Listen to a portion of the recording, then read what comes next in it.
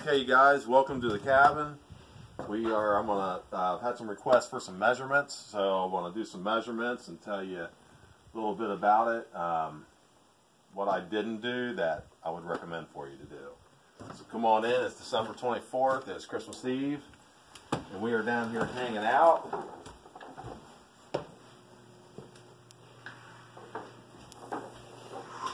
In the cabin. So I've had some requests for some measurements, so I'm going to do some measurements. Now, the living room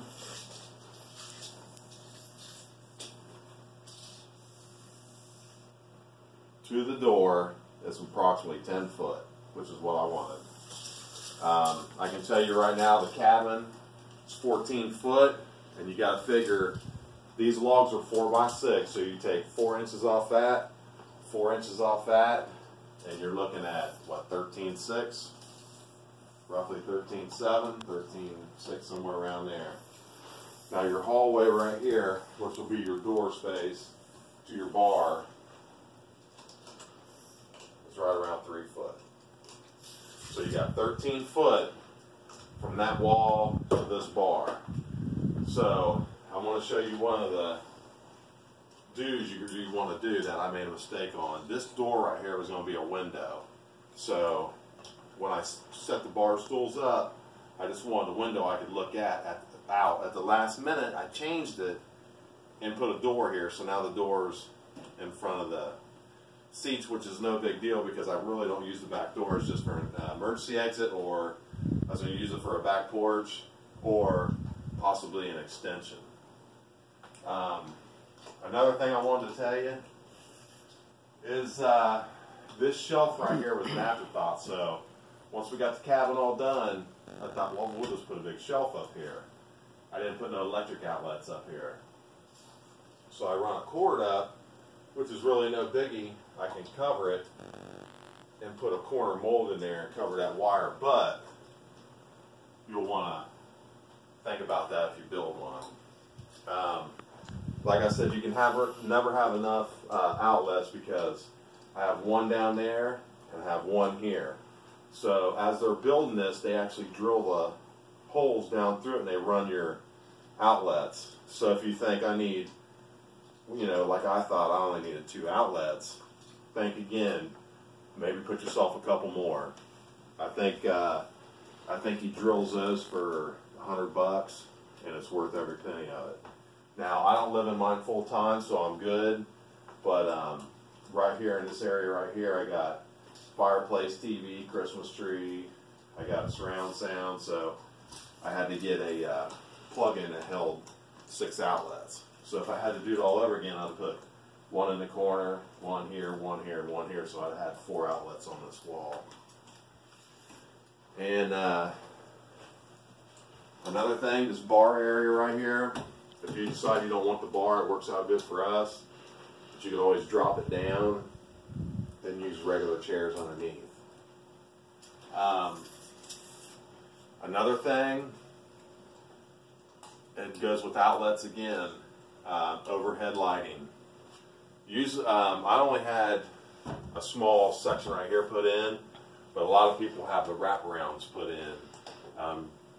Go with more outlets. Go with outlets underneath, maybe an outlet on the top, and you can put lights up here. They can run a wire and drop it down so you can have lights. I have small table lights, and I'm eventually going to put one here, but if I had to do it all over again, I'd have went ahead and maybe dropped a couple coming up down through here, and I would have had some hanging down.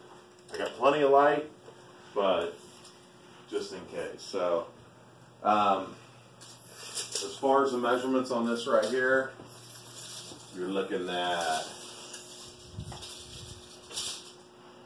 10 foot.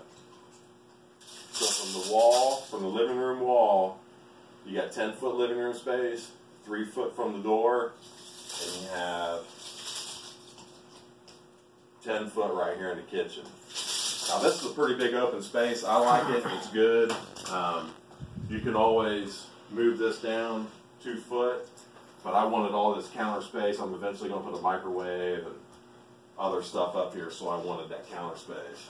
Or you could always put the microwave right up here, which a lot of people who build this style cabin, they go ahead and build the microwave cabinetry right in with this, and they just take this and wrap it right on around.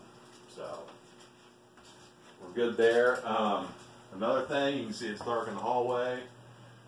When I was building this, I thought about putting electric outlet up there, and I didn't do it because it's, you know, a cabin, camping cabin, but I definitely recommend that.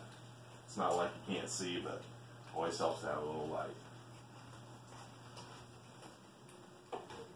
So, your bathroom itself, 6 foot. So we got 10 foot in the living room, 3 foot for the door, 10 foot in the kitchen, and we have 6 foot here in the bathroom.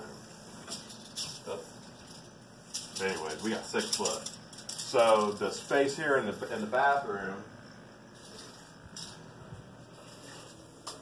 you got 6 foot by 10 foot. So this bathroom is actually 6 foot wide, 10 foot deep, and it's good enough for me. I haven't used my shower yet. I got a camper toilet right underneath of it. It drops into a tank, so I keep my water in here. This is just backup water I keep. All my plumbing's hooked up.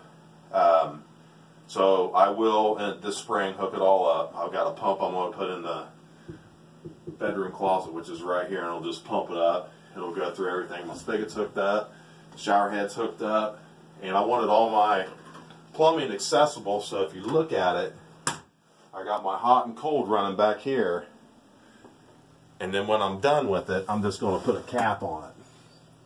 Then I'm going to run a wire, hose from here to here, and then everything's going to be good. Everything is exposed. So we're good there. And I got all this hooked up.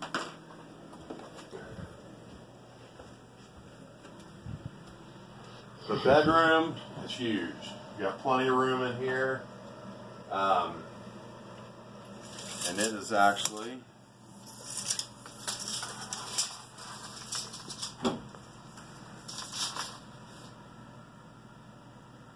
foot. So your bedroom's 10 foot wide, or I'm sorry, 10 foot long. It's 13.6 wide, and I got plenty of room. I have, I put an electric outlet down here on the wall. I'm going to build a shelf, and the TV's actually going to sit here, and I'm going to put a electric fireplace right here on the wall. So I have the TV, electric fireplace. But for now, I have the infrared heater, which works out good. This is a queen bed. It's actually 6 foot wide. And then over here is my closet. And it's where I have my water heater. And I have everything exposed in there. You can actually see, I don't know if you can see or not, but everything's exposed where you can see it. If I need to work on anything, I can actually get to it and see it. I do have all my ceiling fans up, but I did not put any switches on the walls because all I do is use the pull chain. I definitely recommend switches. Not that I've ever had a problem with it, but that's about it. That's the 14 by 40. I would recommend that if you're going to, if you want a laundry room, I would make this bathroom wider, and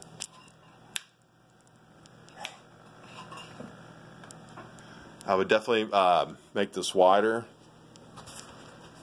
So I would shove this wall out 3 more foot, I would have your laundry room, or I'd have your washer, your dryer. You can leave your shower here. You got extra space back over here in this corner. You could use for storage, and you can also put a window back in there. I did not put a window in this bathroom at all. I don't have a problem with it, but I didn't put a window in it. Usually I just put a little fan down here on the floor, or you can put a little fan up there. But other than that, that's it. If you got any questions, you can give me a call at 740-739-8016. Henry Peterson is the builder. And you can design it any way you want it. You can go, the most you can go is 16 foot wide. He's doing them 46 to 48 feet, and he's doing them a story and a half. So I hope that helps you out on the measurements, and thanks a lot.